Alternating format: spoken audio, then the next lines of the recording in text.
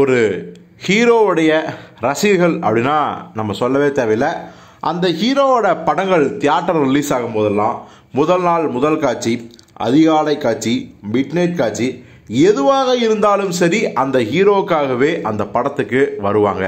அந்த படம் நல்லா இருக்கா நல்லா இல்லையா அதெல்லாம் எங்களுக்கு தேவையே கிடையாது.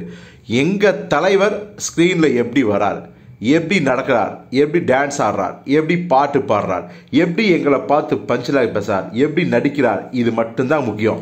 கதையோ திரைக்கதையோ அதெல்லாம் எங்களுக்கு தேவையே இல்லை. எங்களுக்கு தேவை அந்த 3 நாள் கொண்டாட்டம், இது மட்டும்தான். அப்படின்னா ஒவ்வொரு ஹீரோட ரசிகர்களும் இருப்பாங்க, அதில் விதிவிலக்கும் இருக்காங்க. வெறுமனே சில ரசிகர்கள் 3 நாள் மட்டும் ஓடினா போதும், எங்கள் ஹீரோ படத்தில் சும்மா நின்னா மட்டும் போதும் அப்போல்லாம் யாரும் நினைக்க மாட்டாங்க. அதில் விதிவிலக்கா அந்த படம் நல்ல படமாக இருக்கணும், தரமான படமாக இருக்கணும் அப்படிங்கிற ரசிகர்களும் இருக்காங்க. அதில் மிக முக்கியமாக சூர்யாவோட ரசிகர்களும் இருக்காங்க. வெறுமனே சூர்யா அப்படியே கதையும் சரியில்லாமல் திரைக்கதையும் சரியில்லாமல் இருந்தால் அதுக்காக சூர்யாவை ரசிக்க மாட்டாங்கல்ல, சூர்யாவை ரசிப்பார்கள். ஆனாலும் கூட சூர்யா ரசிகர்கள் நேர்மையானவர்கள்.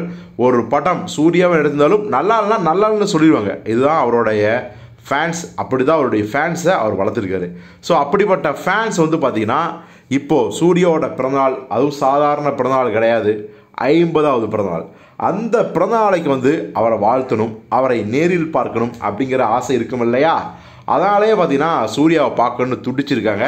ஆனால் ஒரு குழப்பம், சூர்யா சென்னையில் இருக்காரா, இல்லை ஏற்கனவே செட்டிலான மும்பையில் இருக்காரா, இல்லை வேறு எங்கேயாவது ஷூட்டிங்கில் இருக்காரா அப்படின்னு அந்த குழப்பத்தோடையே கிட்டத்தட்ட ஆயிரக்கான ரசிகர்கள் பார்த்தீங்கன்னா சென்னைக்கு படையெடுத்துட்டாங்க.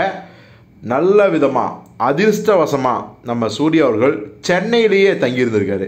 ஸோ ரசிகர்கள் அவர் இருக்கிற இடத்த கிட்டத்தட்ட 1000 பேர் சூழ்ந்து சூர்யான்னு கோஷம் போட என்ன ஏதுன்னு தெரியாமல் திடீர்னு மாடிக்கு வந்தவர் மிரண்டே போயிட்டாராம். ஸோ அந்த வீடியோவை பார்க்கும்போது தெரிஞ்சிருக்கும் எவ்வளோ பெரிய க்ரௌடுன்னு. உடனே என்ன பண்ணிக்காருன்னா சூர்யா அந்த ரசிகர்களுக்கு நன்றி சொல்லி கையெடுத்து கும்பிட்டு நன்றி சொல்லி உடனே ஃபோனில் செல்ஃபி எடுத்துக்காரு. இந்த செல்ஃபி பின்னாடி க்ரௌட் அப்படின்னாவே நமக்கு ஆட்டோமேட்டிக்காக ஞாபகம் வர்றது யார்? தளபதி விஜய் தான். அவர் தான் இந்த ட்ரெண்டை துவங்கி வச்சதே. எப்படி ரசிகனுக்கு கன்னத்தில் முத்தமிட்டு விஜய் சேபி துவங்கி வச்சாரோ அது மாதிரி விஜய் அவர்கள் ஒரு பெரிய கேரவேன் மேலேயோ இல்லை ஒரு மாடியிலையோ நின்று ஆயிரக்கணக்கான ரசிகர்கள் புடைசூழ செல்ஃபி எடுத்துக்குவார். இதை சூர்யா காப்பி அடிச்சாரு அப்படின்னு விஜய் ரசிகர்கள் ஒரு பக்கம் சொல்கிறாங்க. எது எப்படியோ ரசிகர்கள் வந்திருக்காங்க, அவங்க முகம் செலுத்திடக்கூடாது, அவங்க ஏமாற்றம் அடைஞ்சிடக்கூடாதுன்னு மாடிக்கு அவங்க கூட செல்ஃபி எடுத்தாங்க. பார்த்தீங்களா? சூர்யாவோட இந்த நல்ல மனசை ரசிகர்கள் பாராட்டி தான் போனாங்க. இது குறித்து நீங்கள் என்ன நினைக்கிறீங்க?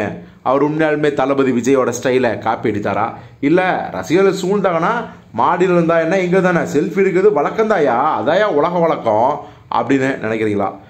என்ன உங்கள் கருத்துங்கிறத கமெண்ட்டில் சொல்லுங்கள்.